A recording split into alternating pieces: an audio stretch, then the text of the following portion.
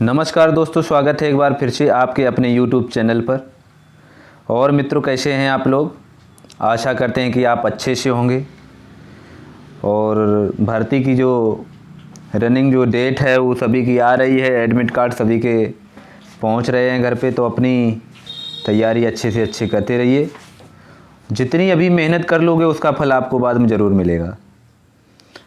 आज हम इस वीडियो में आपको बताने वाले हैं वेदों से कुछ 15 महत्वपूर्ण प्रश्न। ये 15 महत्वपूर्ण प्रश्न ऐसे हैं जो हमेशा ज़्यादा से ज़्यादा ये आते रहते हैं क्वेश्चन पेपर में।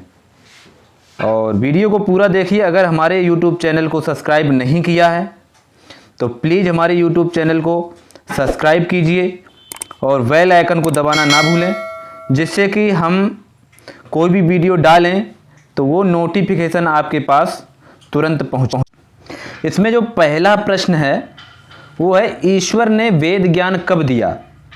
ईश्वर ने वेद ज्ञान कब दिया? तो इसका जो आंसर होगा, ईश्वर ने सृष्टि के आरंभ में वेद ज्ञान दिया।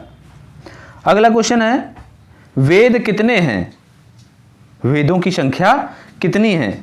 तो आप उसका उत्तर दे सकते हैं कि वेद 4 हैं। पहला है ऋग्वेद, दूसरा है यजुर्वेद, तीसरा है सामवेद और चौथा है अथर्ववेद। तीसरा प्रश्न है, वेदों के अंग कितने होते हैं? वेदों के अंग कितने होते हैं? तो इसका जो सही आंसर क्या है कि वेदों के 6 अंग होते हैं। उनके हम आपको नाम भी बता देते हैं: शिक्षा, कल्प, निरुक्त, व्याकरण, छंद और ज्योतिष। ये आपके 6 अंग होते हैं। चौथा प्रश्न है, वेद पढ़ने का अधिकार किसको है? वेद पढ़ने का अधिकार किसको है? तो इसका आप आंसर लिखेंगे कि मनुष्य मात्र को वेद पढ़ने का अधिकार है, केवल मनुष्य को ही। अगला प्रश्न है, क्या वेदों में मूर्ति पूजा का विधान है? ऐसे प्रश्न आते हैं, क्या वेदों में मूर्ति पूजा का विधान है? ये आपका प्रश्न क्वेश्चन पेपर में भी और ये इंटरव्यू में भी ये पूछ सकते हैं, क्या वेदों में मूर्ति पूजा का विधान है? तो आप इसका उत्तर देंगे, मूर्ति पूजा का विधान बिल्कुल नहीं है। वेदों में मूर्ति पूजा का विधान बिल्कुल नहीं है। अगला प्रश्न है, सबसे बड़ा वेद क्या है? सबसे बड़ा वेद कौन सा है? तो आप इसका उत्तर देंगे, सबसे बड़ा वेद ऋग्वेद है। अगला प्रश्न है, वेदों की उत्पत्ति कब हुई? वेदों की उत्पत्ति कब हुई? तो इसका जो उत्तर होगा, वेदों की उत्पत्ति सृष्टि के आदि से परमात्मा द्वारा हुई, अर्थात 1,96,8,43,000 वर्ष पूर्व। अगला प्रश्न होगा, कौन सा वेद किसका प्रतीक है? कौन सा वेद किसका प्रतीक है? ऋग्वेद जो होता है वो शरीर का प्रतीक होता है, यजुर्वेद मन का प्रतीक होता है, सामवेद बुद्धि का प्रतीक होता है और अथर्ववेद आत्मा का प्रतीक होता है। तो ऐसे प्रश्न आएंगे। तो बहुत ही ये महत्वपूर्ण प्रश्न है। और ये अगर जो भी ये वीडियो आप देख रहे हो तो जो भी आपके जो मित्रगण जो तैयारी करें उनको भी ये शेयर कीजिए, ताकि ये इसका लाभ वो भी ले सकें। अगला प्रश्न है, प्रामाणिक उपनिषदें कितनी हैं? जो प्रामाणिक उपनिषदें हैं वो केवल 11 हैं। अगला प्रश्न है, उपनिषदों के नाम बताइए। ईशावास्य, केन, कठ, प्रश्न, मुंडक, मांडू, ऐतरेय, तैंतिरीय, छंदोग्य, बृहदारण्यक, श्वेताश्वतर।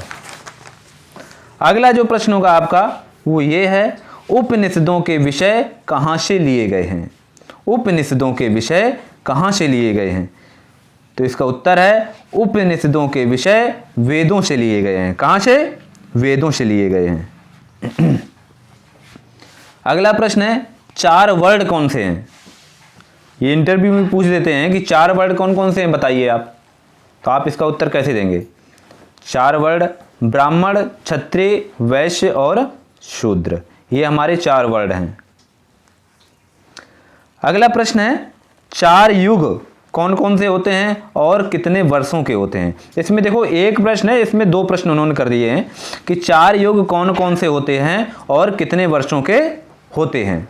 जो सतयुग है वो है 17,28,000 वर्षों का है।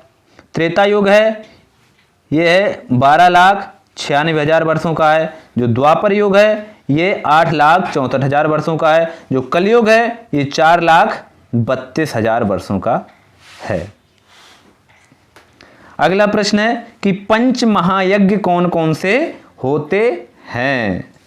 पंच महायज्ञ कौन कौन से होते हैं। जो पंच महायज्ञ कौन कौन से होते हैं हम आपको बताते हैं। इसका जो आंसर होगा, पहला है ब्रह्म यज्ञ, दूसरा है देव यज्ञ, तीसरा है पितृयज्ञ, चौथा है बलि वैश्य देव यज्ञ और पांचवा है अतिथि यज्ञ। ये हमारे पंच महायज्ञ हैं। तो बहुत ही महत्वपूर्ण प्रश्न है। इन प्रश्नों का मैं बताता हूं कि आप एक नोट्स बना लीजिए। अगर हम 15-15 प्रश्न करके हम वीडियो बनाते हैं, वो 15 प्रश्न आप याद कर लीजिए। यही प्रश्न आपको वहाँ पे मतलब कोई अलग से नहीं, इसी में से आएंगे, कोई अलग से नहीं बनाए जाते हैं। अब अगर हम आपको 500 प्रश्न देते हैं, उसमें आपको 15 प्रश्न तो मिल सकते हैं ना। अगर आपको वो 15 प्रश्न मिलेंगे तो आपके लिए, अगर आपको याद हैं तो आपके लिए वो अच्छा है। तो अगर हम ये 15-15 या 10-10 प्रश्न करके वीडियो में बनाते हैं, उसका आप क्या कीजिए, वीडियो में सुनिए और उसके बाद आप नोट्स बनाइए। नोट्स बनाने के बाद आप उनको याद कीजिए और बस ईश्वर से यही प्रार्थना करेंगे कि आप सभी का उद्धार हो। ईश्वर अपनी कृपा दया दृष्टि हमेशा बनाए रखे और बहुत बहुत शुभकामनाएं। जय हिंद।